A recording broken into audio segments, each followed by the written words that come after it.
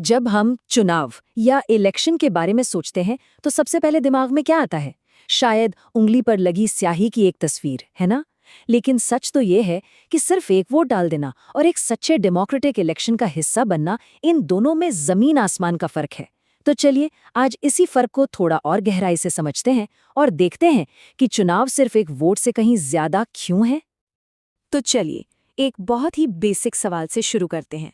क्या हम बिना चुनाव के, बिना इलेक्शंस के एक डेमोक्रेसी की कल्पना भी कर सकते हैं?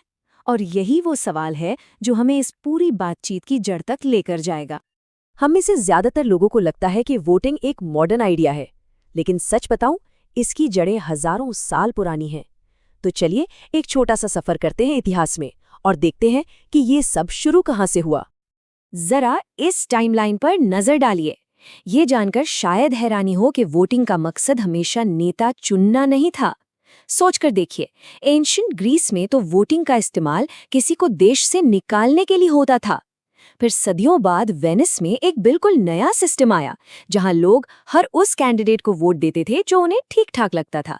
और आज हम जिसे रिप्रेजेंटेटिव डेमोक्रेसी कहते हैं, उसका आइडिया तो 17वीं सदी के बाद ही ठीक से बनना शुरू हुआ।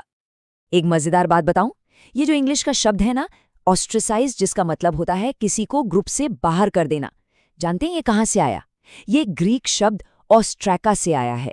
ये मिट्टी के टूटे हुए टुकड़े होते थे जिन पर लोग उस नेता का नाम लिखते थे जिसे वो 10 साल के लिए देश से बाहर भेजना चाहते थे।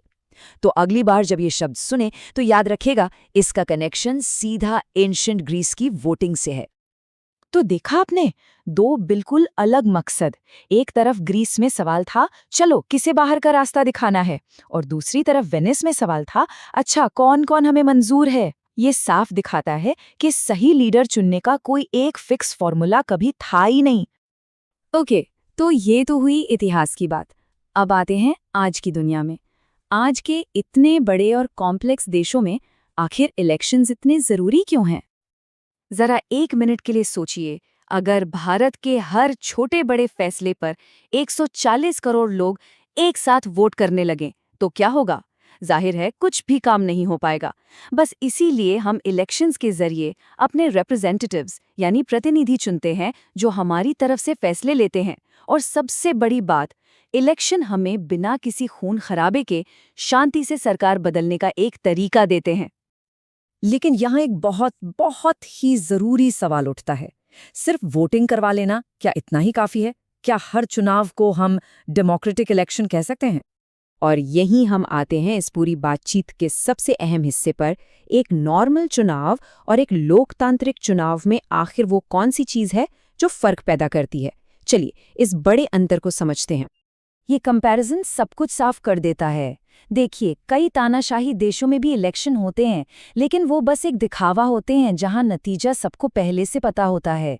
एक असली डेमोक्रेटिक इलेक्शन की जान उसके रूल्स और प्रोसेस में होती है। क्या लोगों के पास सच में कोई चॉइस है? क्या पूरा प्रोसेस फेयर है? असली पावर सिर्फ वोट में नहीं, बल्कि उस पूरी प्रक्रिया की ईमानदारी में है। तो किसी भी इलेक्शन को डेमोक्रेटिक कहने के लिए हम उसे 5 पैमानों पर चेक कर सकते हैं। पहला, क्या वोटर्स के पास असली चॉइस और कंपटीशन है? दूसरा, क्या समाज का हर तबका बिना किसी भेदभाव के वोट दे सकता है? तीसरा, क्या प्रोसेस आज़ाद और निष्पक्ष है? चौथा, क्या वोटों की गिनती और पूरे प्रोसेस पर भरोसा किया जा सकता है? और पांचवां, क्या सभी पार्टियों को चुनाव लड़ने का बराबर मौका मिल रहा है? अब ये जो 5 बातें हमने देखी, इन्हें पक्का करने के लिए किसी भी डेमोक्रेटिक देश का संविधान कुछ बहुत ही बेसिक सवालों के जवाब देता है, और यही सवाल एक फेयर इलेक्शन सिस्टम की नींव होते हैं। तो कोई भी संविधान एक मजबूत चुनावी सिस्टम बनाने के लिए इन 5 सवालों के जवाब जरूर देता है। वोट कौन दे सकता है? इलेक्शन कौन लड़ सकता है? इस पूरे प्रोसेस को सुपरवाइज कौन करेगा? लोग अपने प्रतिनिधि कैसे चुनेंगे? और आखिर में वोटों की गिनती कैसे होगी? चलिए इनमें से कुछ सबसे जरूरी प्रिंसिपल्स को थोड़ा और समझते हैं।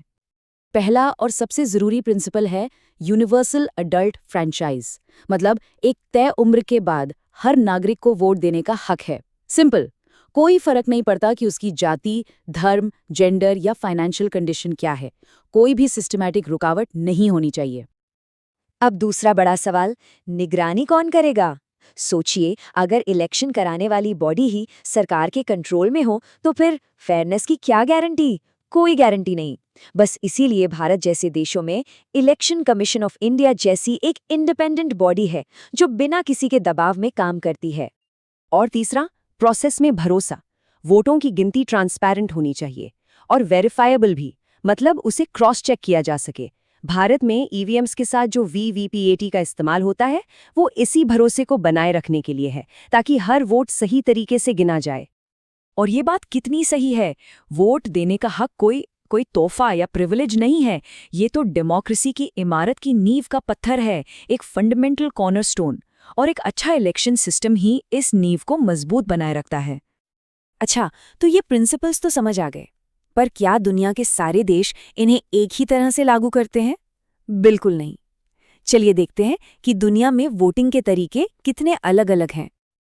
जैसा कि आप देख सकते हैं, कोई एक परफेक्ट सिस्टम नहीं है। जैसे भारत और यूके में first past the post system है, मतलब रेस में जो सबसे आगे निकल गया वो जीत गया, भले ही उसे आधे से कम वोट मिले हों। लेकिन जर्मनी का सिस्टम अलग है, वो लोकल और पार्टी दोनों को बैलेंस करता है। और साउथ अफ्रीका में तो बिल्कुल अलग है। वहां अगर पार्टी को 30% वोट मिले तो सीटें भी लगभग 30% ही मिलेंगी। मतलब हर सिस्टम के पीछे एक अलग सोच काम करती है। तो चलिए, जहां से शुरू किया था वहीं वापस आते हैं, उस एक वोट पर। अगर एक डेमोक्रेटिक सिस्टम हमें एक आवाज देने के लिए बनाया गया है, तो उस आवाज का असली मतलब क्या है? ये सिर्फ एक बटन दबाना नहीं है। ये अपनी सरकार चुनने, उसे जवाबदेह बनाने और पसंद ना आने पर उसे बदल देने का सबसे ताकतवर हथियार है। तो सवाल बस इतना है कि जब हम अपनी इस आवाज का इस्तेमाल करते हैं, तो हम असल में कहना क्या चाहते हैं?